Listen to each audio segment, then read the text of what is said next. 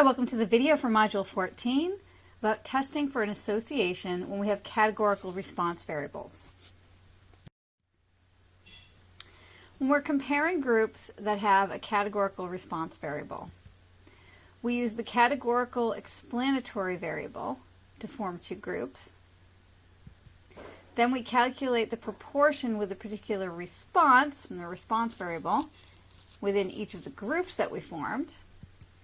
And the sample statistic that we use to measure the size of the difference between the groups is the difference in the proportions. And we saw this last week when we were looking at how to describe relationships between variables. One of the examples from one of the activities that you did was looking to see if in the United States are men less likely than women to read books for pleasure. We found the difference in the proportion of men who read a book for pleasure in the last 6 months minus the proportion of women who said they had read a book for pleasure in the last 6 months. We found a difference of negative 0.09, which meant that the proportion of males in the sample who read a book for pleasure in the last 6 months was 0.09 lower than the proportion of females who had read a book. So that difference in proportions, that would be our sample statistic. So the next question we say is, okay, is the difference in the response statistically significant? And we need to use a hypothesis test to decide.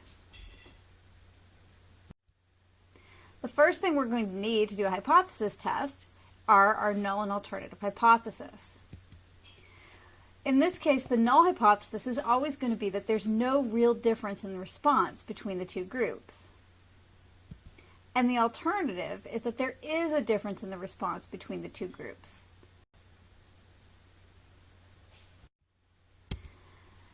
In the example that we're looking for with reading, the null would be that there's no real difference in the proportion who read for pleasure between males and females. And the alternative would be that males are less likely to read for pleasure and females are more likely to read for pleasure.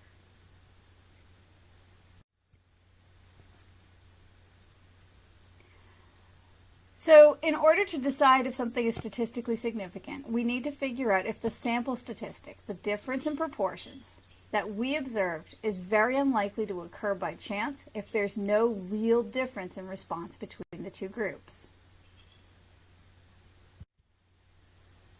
The p-value, remember, is the chance of observing a difference as large as the sample statistic or larger if in reality the null hypothesis is true and the response is not associated with the explanatory variable. We're going to use a randomization distribution so that we can see the kinds of sample statistics that would occur by chance if the response is not associated with the explanatory variable. This is the same basic idea we used when we were doing a hypothesis test about a single proportion, but now our randomization distribution is going to be a distribution of differences. So think for a minute and use your intuition to think about what the randomization distribution would look like. So stop the video for just a minute and think about it. Where do you think the randomization distribution will be centered? What shape do you think it will have? Do you have a sense for how much spread there will be in the distribution?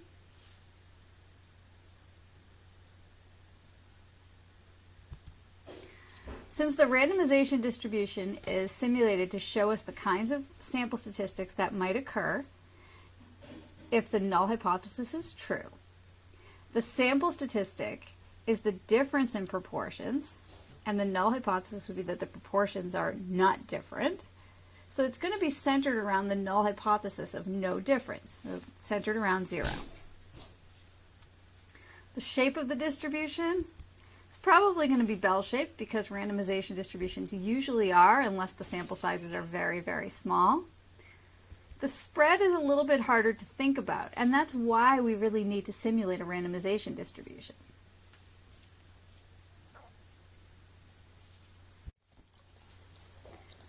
To see what the randomization distribution looks like, we're going to use StatKey. Under randomization hypothesis tests, we're going to select the test for the difference in means. And then we edit the data to enter our sample data. Among the males, there were 534 out of 785 who had read a book in the last 6 months. Gives a proportion of 0.68. Out of 735 women, 566 had read a book in the last 6 months for pleasure. That was a proportion of 0.77. If we find the difference in the proportions, we get a difference of negative 0.09, which is the same as the sample statistic we calculated just a minute ago. So here's the original sample, and here's the sample statistic.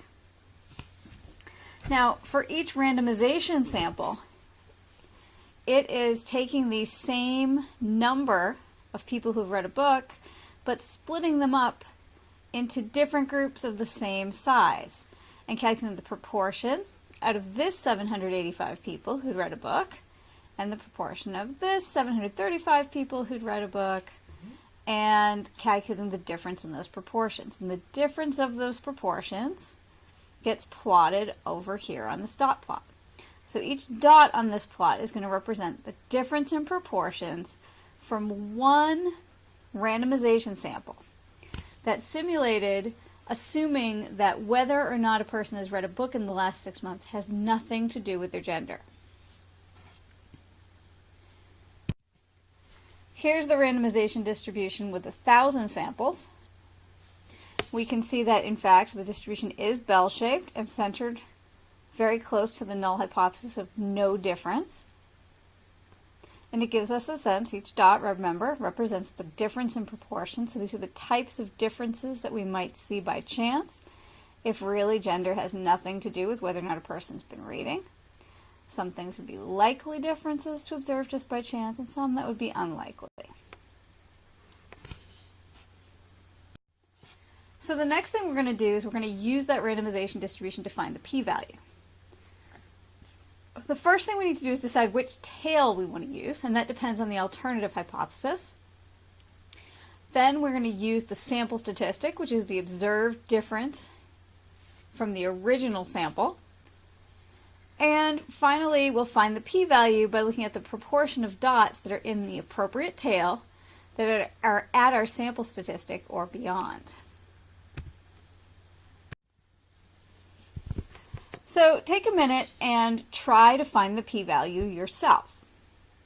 Stop the video, figure out approximately what you think the p-value is for this distribution of results, and once you've got it, you can start the video back up and check.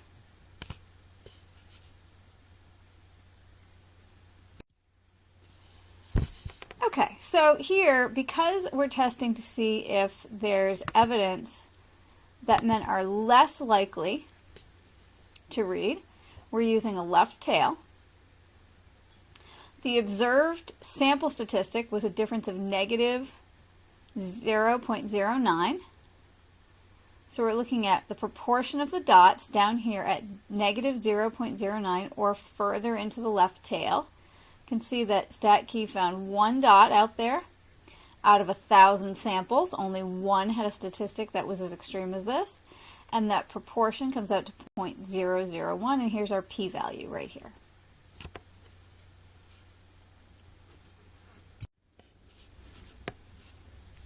So to make our conclusion, looking back at our hypotheses, we have a p-value of 0.001, which is less than 5%, or 0.05, which means we're going to reject the null hypothesis that there's no real difference in the proportion who read for pleasure between males and females.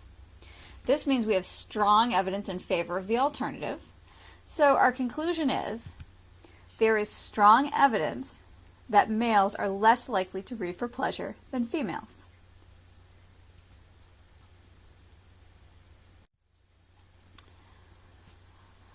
Next things you're going to do are complete the module activity and ask questions as needed.